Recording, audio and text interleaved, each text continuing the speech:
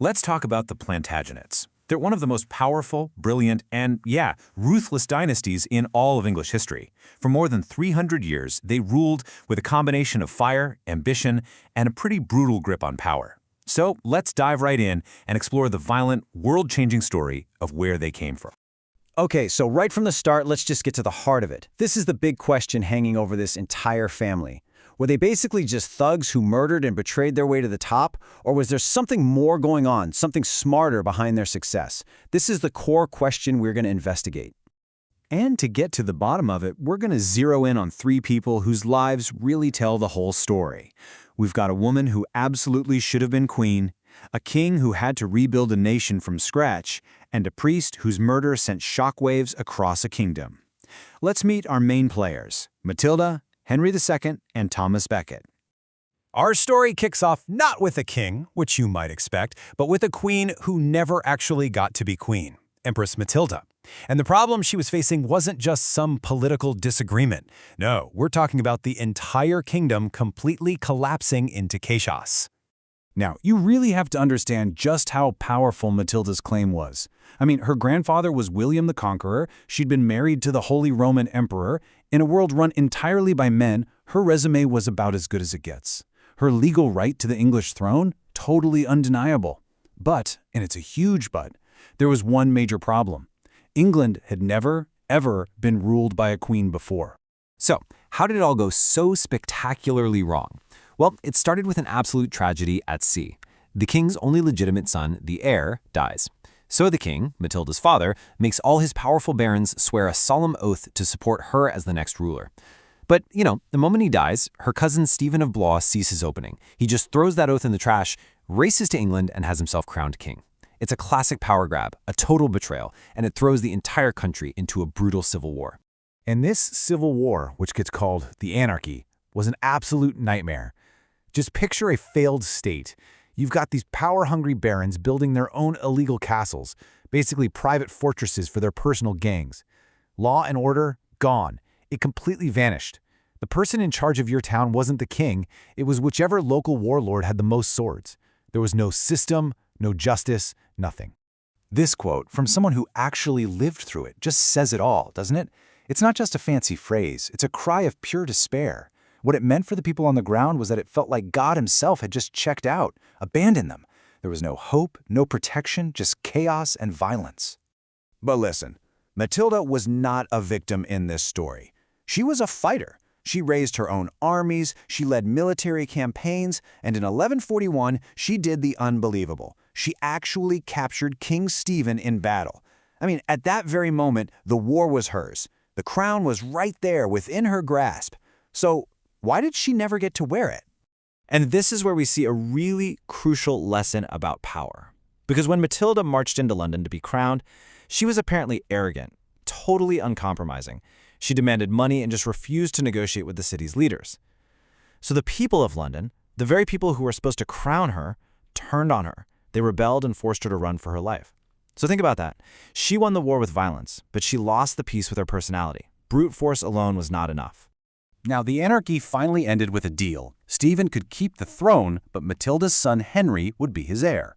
And this son, Henry II, he had been watching this whole thing unfold. He saw his mother's mistakes, and he was determined to build a completely new kind of power. Henry grew up surrounded by all that chaos. He saw firsthand what a weak king and power-hungry barons could do to a country. And that experience, it didn't just influence him, it forged his entire approach to being king. He wasn't just interested in the title, he was obsessed with control, absolutely determined that the anarchy he grew up in would never, ever happen again on his watch. And honestly, he was the perfect guy for the job. Henry was like a human tornado of energy. He was incredibly smart, he was always on the move across his massive empire, and he micromanaged every little detail of his government. He didn't just sit on a throne and look regal, he was out there, actively building his kingdom. But here's the other side of that coin. That same drive and energy that made him effective also made him really dangerous. He was super impatient, he demanded absolute, unquestioning loyalty, and he was famous for these terrifying, furious rages. It's a combination that made him a great ruler, for sure, but a really scary enemy to have.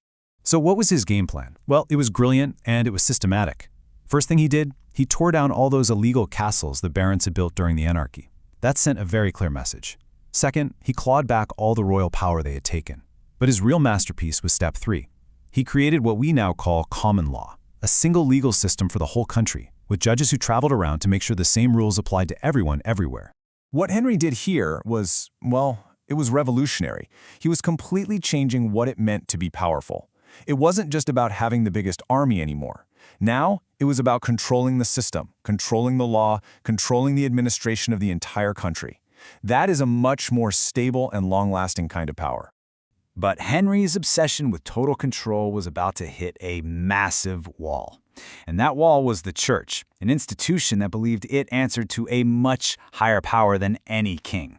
This whole complication blew up in the form of a bitter, tragic conflict with his own best friend. At its core, the fight was actually pretty simple. Henry wanted his new common law to apply to every single person in England, and that included priests. The church, on the other hand, insisted that it was totally independent. It had its own courts, its own laws, and it answered to the Pope in Rome, not the King of England. It was the ultimate showdown. Who really runs the country? So to solve this, Henry has what he thinks is a genius idea. In 1162, he appoints his best friend, his chancellor, his drinking buddy, Thomas Becket, to be the Archbishop of Canterbury, the most powerful church job in England. Henry figured his friend would just do whatever he said. Big mistake.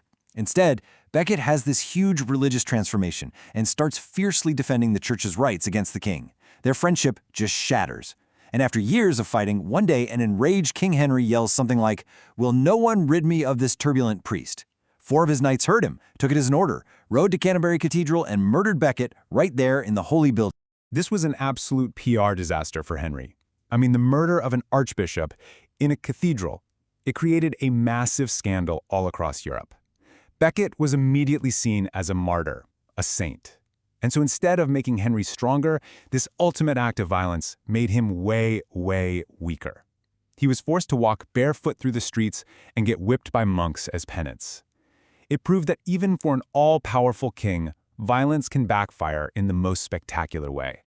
So after looking at the chaos of Matilda's time, the incredible system building of Henry, and the tragedy of Thomas Becket, where does that leave us with our big question? Let's lay out the evidence and see what we've got. Okay, on the one hand, the case for tyranny looks pretty strong, right? You've got betrayal kicking off a civil war, the brutal murder of an archbishop. It all looks pretty bad. But then, on the other hand, Matilda's story shows us that just having military strength wasn't enough. The first really successful Plantagenet king, Henry II, built his power on law and order, not just terror. And as he learned the hard way with Becket, violence could actually blow up in your face and make you weaker, not stronger. So, did the Plantagenets tyrannize their way to success? Well, the answer seems a lot more complicated than a simple yes or no. Yeah, they were absolutely capable of shocking violence and betrayal. But it seems like their lasting success, the foundation of their dynasty, was actually rooted in something else: intelligence, organization, and systemic control. Which leaves us with one last thing to think about. Is true lasting power really about the fear you can create, or is it about the system you can build?